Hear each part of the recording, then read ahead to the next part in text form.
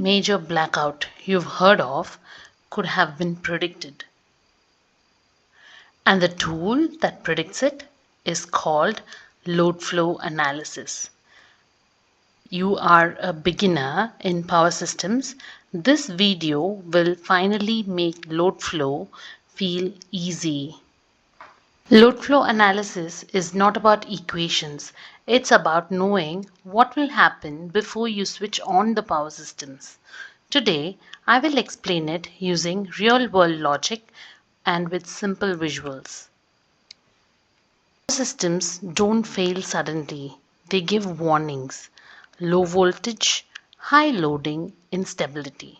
Load flow analysis helps engineers see those warnings in advance. Imagine switching on a new transmission line. Will voltage remain safe? Will power flow in the right direction?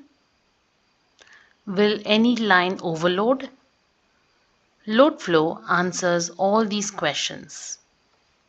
What is this load flow analysis?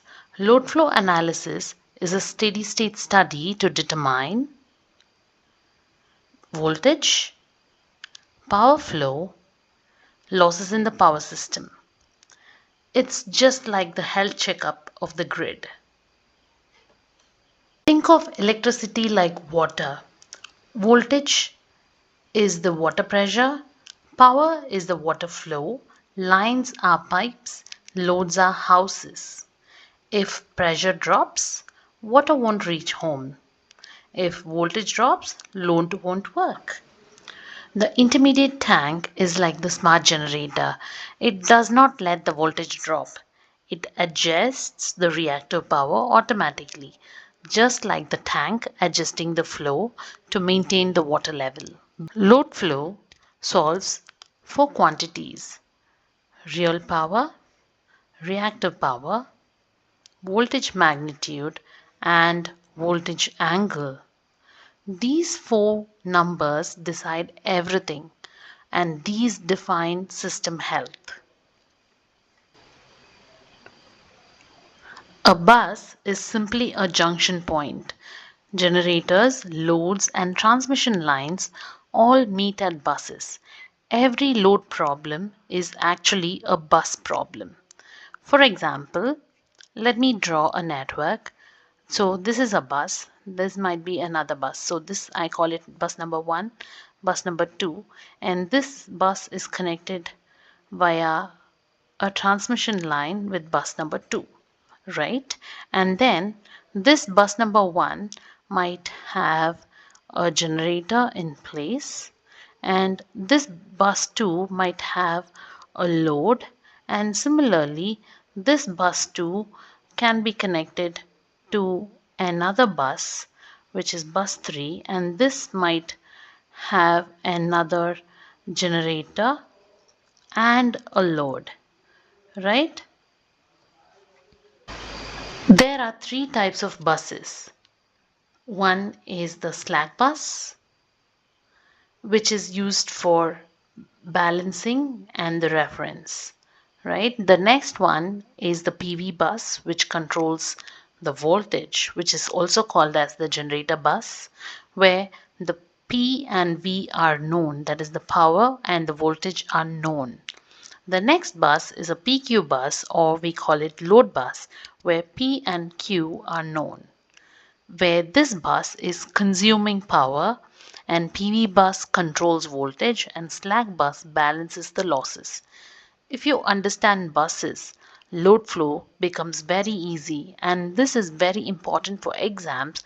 Those who are beginners and those who are students, this point is very important. Why load flow or power flow is always called as iterative methods? Because power flow equations are non-linear, so we guess, calculate, correct, and repeat it. This repeating process is called iteration. Load flow methods. Gauss-Seidel is simple but slow. Newton-Raphson is fast and accurate. Fast decoupled is for large systems. And Newton-Raphson is used in industries because it is fast and accurate and it is industry standard. Why load flow is critical? Because transmission planning, renewable integration, EV charging impact, and voltage stability analysis is done using load flow. That is why load flow is very, very critical.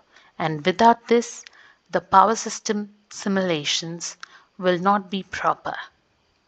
Every real power system you see was tested in software first. Engineers never experiment on real grid. The industrial tools are ETAP, PSSC, Power World, Dixieland Power Factory. Why you must master load flow? This is especially for power system engineers who aspire to write gate exams and university exams, power system interviews, and utility and consultancy jobs. I hope you enjoyed the video. Please like, share, and subscribe. Comment load flow if you want simulations